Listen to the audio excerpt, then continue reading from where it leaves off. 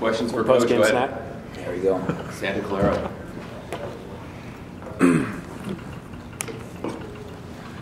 Coach, what particular challenges come in terms of getting guys up and ready to go for a game like Menlo, and how do you think your guys came out of the blocks tonight? Well, we were talking a lot this week about not playing the score, not playing the opponent, playing to get better. In the games that we lost on the road, it was tight, and then we lost control of it real quickly. We were talking about how it's the same concentration level when you get up by 10 or 15 or 20. Can we extend that lead to 30, 35? That's what we wanted to do, was play not the score or the opponent, but play very hard and aggressive throughout the game. I thought that was the main goal tonight, was sustaining that energy and enthusiasm of playing basketball. We told them all night that we're going to hold you accountable for all plays, all game. And you got to go hard and smart together. And numbers bear out well. We had 17 assists, only 5 turnovers. That's a concentration level thing that we took care of the ball like we can do. Of course, the Achilles heel that we have is our shooting percentage. And we were 6 for 24 from the three-point line with Reese going 1 for 5 and Anthony at 1 for 6. And the only guy hitting 2 was Michael Bolden. So, but we did make it up for offensive rebounding, which we knew we had a prohibitive height and size and experience advantage, and we just overwhelmed them on the glass in that way. Does the shooting part concern you? Absolutely. You can't make buckets on a consistent basis. It's hard to win on a consistent basis. We've got to be able to shoot the ball, and I think we may see more zones and more extended pressures on those. But at the same time, I think the shooting will continue to improve when we have opportunities to establish inside-out basketball. Or you saw against St. Mary's, where they were so good inside that we had to double down, and they had great flat-footed shots on the perimeter. Tonight we could have had any shot we wanted on the perimeter as well, but then you've got to be able to knock them down, and sometimes those open ones are even more difficult.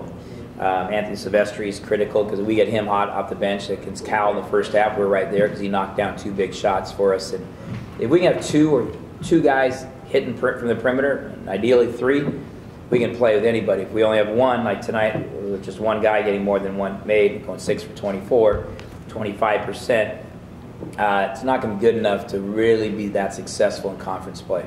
A couple of upperclassmen, a guard in Malik Love and a center in Brian Bennett, came out looking pretty active.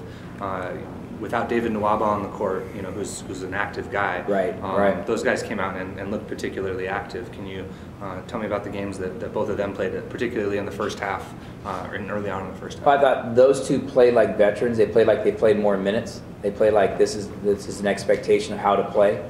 Mike Bolden gave us some energy. He's a different type of player than what David is. He knocked down 2 threes for us and played great defense for us. Ridge struggled a little bit from the field, but took good care of the ball. And we worked a lot on some zone stuff. We worked on trying to change tempo and picked up full court with our 22 press back to a 2-3. So that was something that I was most concerned about, seeing if we could add something to our arsenal this week as we go on those 5 games in 11 days. We've got to have something else to go to besides our man-to-man defense. Yeah. I asked the guys about this weekend, and I want to ask you too. With the dinner last night and the team from 20 years ago here, the inaugural team, what does it mean to you to be able to have a team like that and guys like that? Can you talk a little bit about what those guys talked about last night and how it affected you and or the team?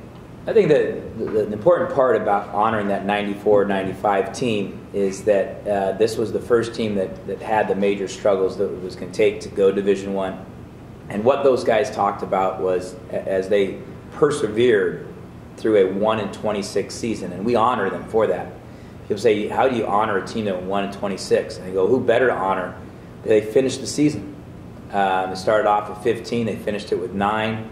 And that perseverance reminds me a lot of our team last year, who I don't think many people had much faith in as we went down to Anaheim for the conference championship. We had lost our last game of the year at home to Santa Barbara by double-figure points to our Central Coast rival. And we persevered through that, didn't hang our heads, and came out and had a great run. And that team, 94-95, had to persevere through and through and through. And they're still all close together these days. They keep in touch. And I think for them to talk to our guys about, that commitment to each other, that commitment to your school, that commitment to your coaching staff, and keep working regardless of what's happening. I think there's some similarities to what we believe in through all of mankind, for that matter. I mean, okay, until it's over, we're fighting all the way to the end. Those guys obviously had their struggles, 2 13-game losing streaks. Yeah. One thing that struck me was kind of a sense of humor throughout the team. How important is that when you guys are going through stuff that's tough to kind of maintain perspective and a sense of humor maybe too? Well, I really have been fortunate.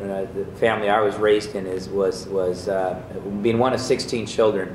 You were allowed to hang your head for that night. You could go to bed and be upset that night, but when you got up the next morning, you better pick your head up, have a good sense of humor, be diligent, be focused, be ready to go back to work, because one of my 9 brothers would have made fun of me, or sisters would have made fun of me, and you got to keep it light enough to realize basketball is not the meaning of life. And they all understood that, the 94-95 team. Our team, when we go on this 11-day road trip, there's going to be some real struggles, flying and traveling and hotel rooms and scouting reports and officials' calls and missing a shot, making 2 and having a lead and losing a lead. But then you got to be able to look back, and you do got to enjoy the journey. I mean, there is an enjoyment to sport and to camaraderie and to being together during Christmas. And there's many other things in the world that are way more difficult than playing college basketball or coaching college basketball. I know that, I appreciate it, I love it, and I think we're all blessed to be able to continue to do that. Since I won't see you again before you go to Seattle probably, talk about going back and playing Gonzaga in Seattle, your hometown, and so on. Well, I mean, we get an opportunity to play what they call the Battle of Seattle, and that's when Gonzaga, which is located in Spokane, about 4 hours away, comes to the major city, and they bring the majority of their alumni bases in the metropolitan Seattle area. So there'll be 10,000 plus. There's been as many as 15 to 18,000. I'm sure there'll be anywhere between 7,000 and 12,000 people for the game. And I think that we can see by basically looking at Gonzaga right now, who just lost in overtime, a top 10 team in the nation, in an environment in a major arena. It's going to be like us playing Wichita State. We get an opportunity, and we're going to be traveling 5-6 days before that, like we had to do in the Big West tournament. So we're trying to recreate those images and atmospheres that are tournament-like. We got to go travel to Fresno State, and then we go to USF, and then we go to Santa Clara, fly out of San Jose.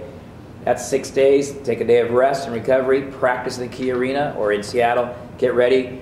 I got a lot of family, I got a lot of friends, I got former coaches and assistant coaches, but it's really about preparing for the tournament, building our program. I love Seattle. It'll always be home. But dang, it rains a lot there, and I'm very happy down here. So this is a great place to be. I was going to ask you more about the travel, but you kind of covered it. The last thing, what do you think of the gray jerseys? I try not to think too much about the jerseys or the socks. I got really good assistant coaches that help me make decisions like that. Hey, the guys like gray jerseys. Oh, cool. They're going to wear black socks with gray jerseys. That's great. As long as they're matching and they look good. What do you guys think of the gray jerseys? I thought they looked good. I'm into it. Yeah, I thought they were sharp. Good. Well, there we go. You got your opinion much stronger than mine. So. There you go. I got one. Okay. You guys won't be in Mott for a little over a month. I think January 10th is when Santa Barbara comes to town. Where does this team need to be at in a month for you guys to compete in Big West play? Well, healthy. If we're healthy, we can improve. I'm not worried about, never been real concerned about how many games we win on the road, what happens. I'm concerned about us healthy and getting some repetition of consistency and defining our roles clearly, where guys can come in and really know that's what I got to do, that's my role. And then learning how to change tempo. I want us to be a team that can change gears a little bit more, where we can go to a zone defense, where we can go to a high-low offense, where we have 2 or 3 different offensive approaches and 2 or 3 different defensive approaches, so that we can pull what tool we need out of our tool chest. And so we're working on that, and we've got the nice part about going on the road, we also get a lot of time with the team to go through video, individual edits and team edits. So it's not just sitting around in the hotel rooms. There's a lot of work that will go on individually and with the team and at practice and shoot-arounds to get us better. And that's why I like these long road trips. It's better than them sitting back here and there's nobody around town for them. The other students are gone, so we may squeeze a game in here and there. But it just so happened this year that the conference started on the road, so we end up with another road trip to Hawaii at the concluding of 6 games. But we'll get Fresno State back here next year, and Indiana, Purdue, and Fort Wayne will be back here. A good Division I team that won their conference last year. we'll get them back in Mott during finals week next year on a Thursday and Saturday. So we're building a schedule for next year. We should have one more home game next year, at least up to 14 home games next year, and then we're working on a 15th that we can swing it this year. Thank you. Okay. Thanks, Coach.